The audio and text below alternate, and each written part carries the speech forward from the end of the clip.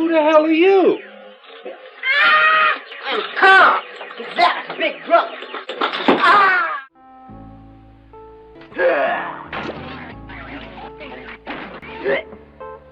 I'm Bad William. Have you seen Alvin Sunday? Make him come to you. Do a number. Oh, Sammy, give me a guitar. Disrespecting me and my partners, this is my house. I pay rent up in here, all right? Is your name Tommy? No. Well, then shut up. Kill him.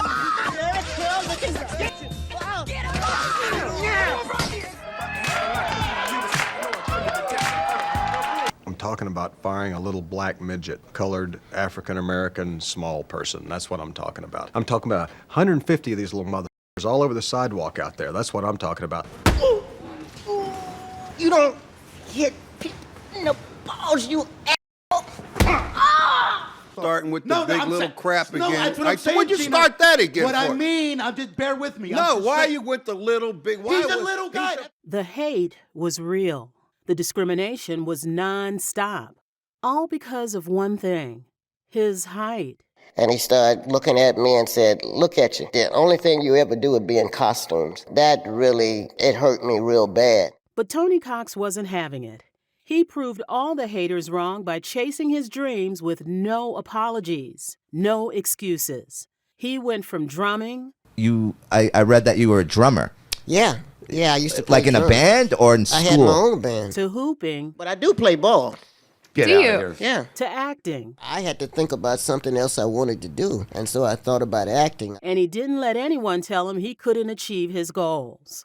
The rejection was endless. But Tony Cox secured the ultimate prize. Success, a beautiful wife, and a happy home. Married, you have a child. Yeah. Your wife average height? Mm-hmm. So how did he do it? How did he silence the haters and go all in on his passions? It's a mystery, but we've got the tea. And Tony Cox's story is about to blow your mind. Get ready to have your jaw dropped and your mind blown. That's right. Because I'm crazy, man. And I mean crazy. Let me tell you about Tony Cox, the little man with a big dream, born on March 31st, 1958, in the concrete jungle of Manhattan, New York City. You grew up in Alabama? Is Alabama where you were born? No, I was born in Manhattan at Women's Hospital in New York. This dude was destined for stardom, and his life's been a wild ride ever since.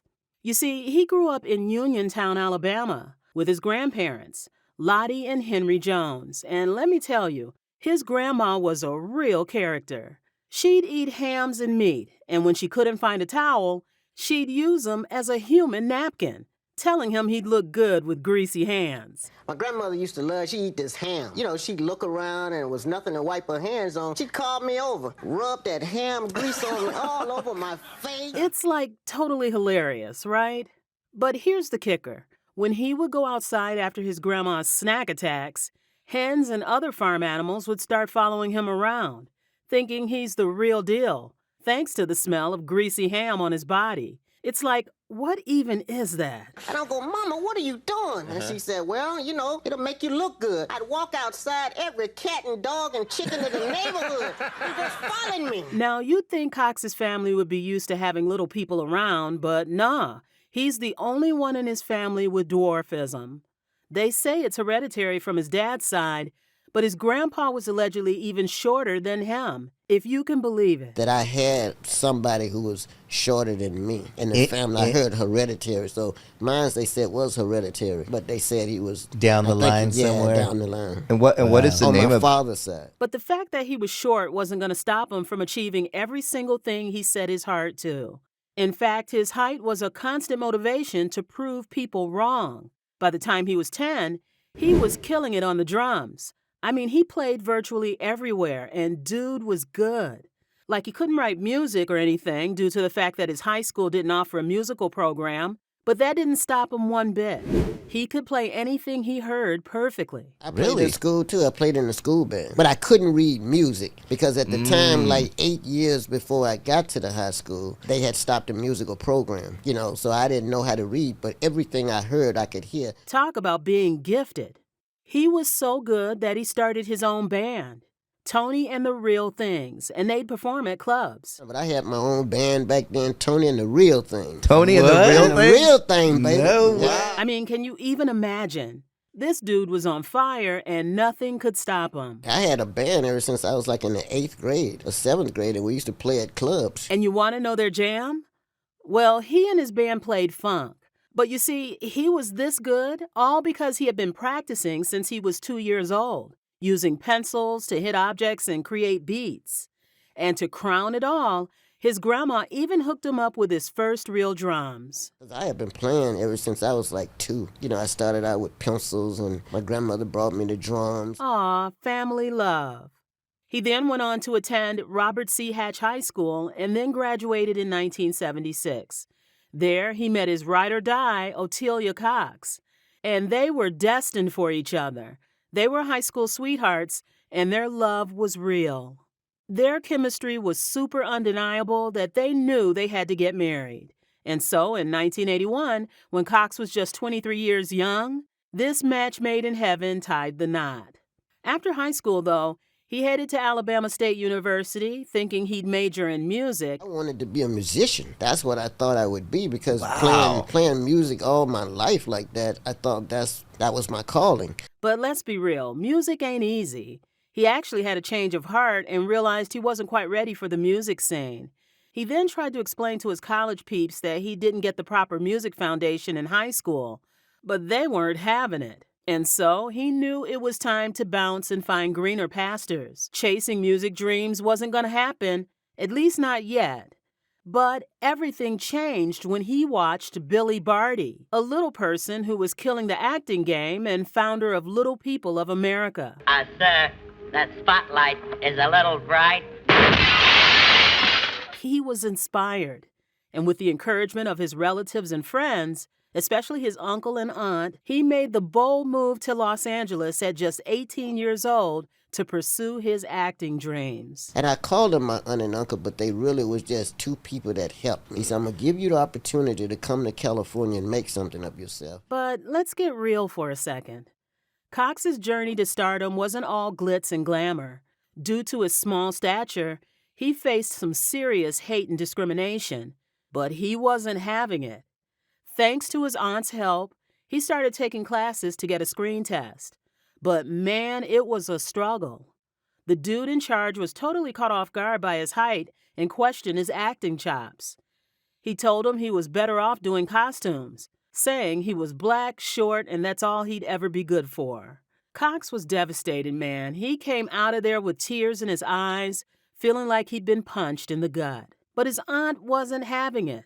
She consoled him, told him the haters didn't know the real Cox, and motivated him to keep pushing. She said, that guy don't know you. He don't know where you come from. He don't know how you built. He don't know what's in your heart. And pushing he did. He then went on to nail his 3rd screen test, and it was a total game changer. The person who saw his performance was blown away and hooked him up with the Merrick Studio School of Acting and Scriptwriter, De Tillman. And man, that's when things started popping for him. And he said, I give you 3 months. And he said, you'll be on your way, but you do need to go to this school for a little while. He graduated top of his class, and his instructor was so hyped on his talent and determination that he offered to help him find an agent and also help be his manager. And kaboom! His career took off like a rocket. Come! That's big drunk. He was on a roll. He started landing gigs in commercials, film, and TV roles, and his career was straight fire. But let's talk about his iconic role in Bad Santa. He played Marcus. I told you I didn't want to do this. Making me out. The mastermind of a safe-cracking duo, and he totally brought the heat. Those are illegal.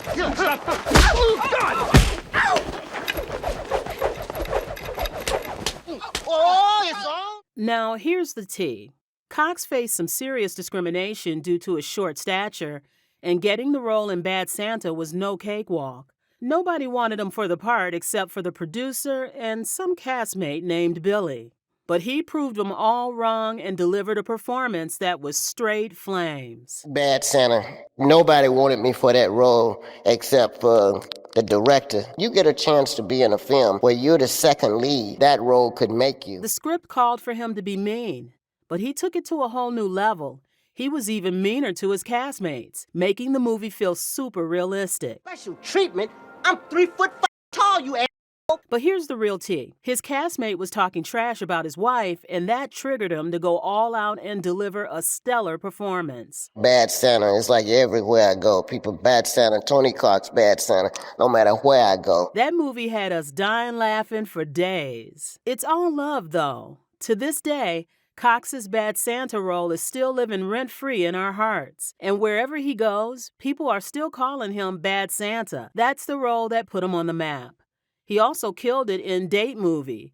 I mean, really, when you really sit and think about it, really. Playing a parody of Dr. Hitch from Hitch. And of course, he reprised his role as Marcus in Bad Santa 2, which dropped in 2016. Okay, first of all, you. See it? I told you. And second of all, what in the is he doing here? He also made a guest appearance on the hit TV show Martin. Because I'm crazy, man. And I mean crazy.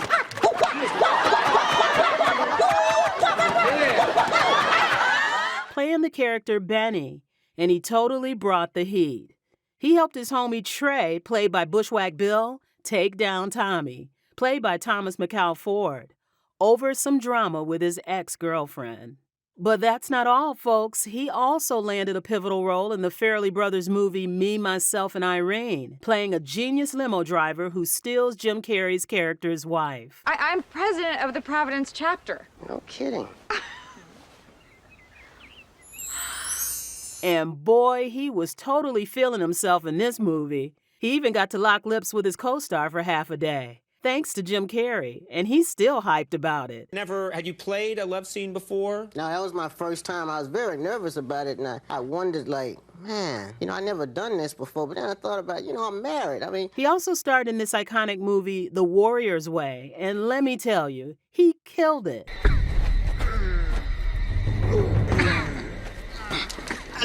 I couldn't protect April.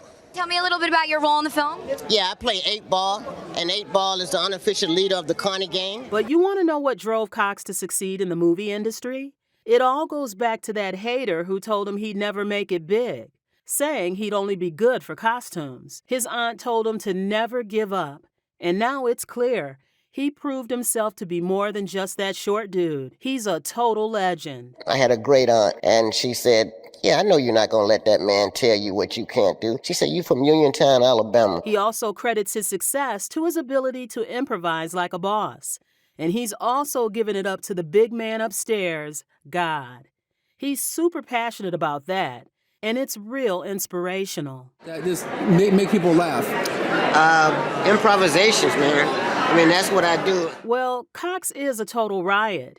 He's got us dying laughing for days. And let me tell you, he's had some wild encounters with folks who just didn't know how to react when they saw him. Like that time a cop pulled him over in Georgia. When he stepped out of the car, the cop couldn't see him at first. And when he finally did, he took off running like his pants were on fire.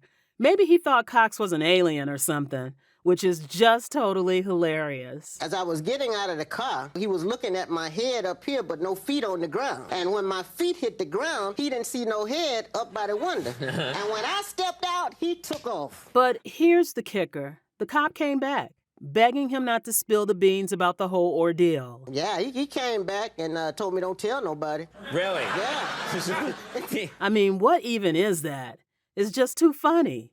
Well, here's a fun fact. Do you have any favorite comedians of all time? Yeah, Eddie Murphy is one of mine, and Richard Pryor, too. He just can't get enough of their comedy. Now, when it comes to chasing those acting dreams, Cox got some real talk. He says it's different for everybody, but for him, attending acting school was a total game changer. It helped him hone his skills, and he's all about spreading the word. If you want to make it big in Hollywood, you gotta put in the work. So what does he like to do for fun? Just cruising around Alabama, reflecting on life and dreaming big. just like the rest of us. What is something that you like to do? Relaxation for me is just riding in my car. Just have dreams like anybody else. And guess what? He's a total baller. He plays basketball, and he's one of the few little people in the world who's part of a real team. That's just insane. You understand what I'm saying? But I do play ball. Get Do out you? of here. Yeah. You play ball. Gino, I'm sorry. He's one of the few little people in the whole country that made a half-court shot. This dude's proven time and time again that nothing, not even his height, is gonna hold him back from chasing his dreams. He's all about getting what he wants, and ain't nobody gonna stop him. He's also living his best life. He's loving every minute of being famous, and who can blame him? I mean, free stuff and food? Yes, please. He's a total foodie, and he's always stoked about getting hooked up with free grub. What is your favorite part of that? Getting to go out, and when you go in restaurants, a lot of times you get free stuff. But in a shocking twist, Cox dropped a bombshell in 2016. He was retiring from acting. He cited his hip surgery as the reason, but fans were totally devastated. They couldn't handle the thought of him stepping away from the spotlight for good. So they did what any diehard fan would do. They started a campaign to get him to come back. They flooded him with emails and messages, begging him to reconsider. And guess what? It's looking like he might just make a comeback. You retire, come back, so I'm thinking about coming back, Fans are totally psyched, and we can't wait to see what's next. Now, let's get into Cox's personal life. This dude's got a love story that's straight out of a rom-com. He met his wife in high school, and he was immediately smitten. He thought she was the most gorgeous woman he'd ever laid eyes on. And, people might say, oh, you biased or whatever, but if she wasn't the prettiest, she was the second or the third. But he was shy, y'all. He didn't know how to approach her. So he gave his number to one of her friends to pass along. When his future wife finally got his number, they started chatting. But he was still hesitant. He stood her up for a date, not once, not twice, but 3 times. He was like totally scared, which is just plain hilarious. I mean, he was literally the one who asked her out. But when she finally called him out on it, he knew he had to step up. He asked her out again, and this time he didn't chicken out. The rest, as they say, is history. I know, she said, I know it must be hard, you working and doing all that. So she said, it's okay, and that broke my heart. And I just said, I'm going out next time with him. We went out. And to top it all off, he and his wife have a mini-me who's clearly not as little as him. Now at 66 years young,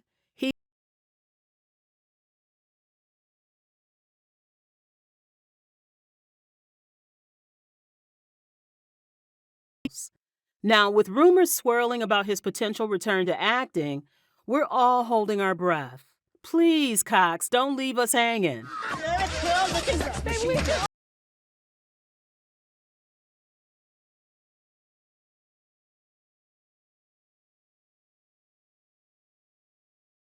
All the haters wrong. And he's making it clear that nothing is impossible if you stay true to yourself and don't let the negativity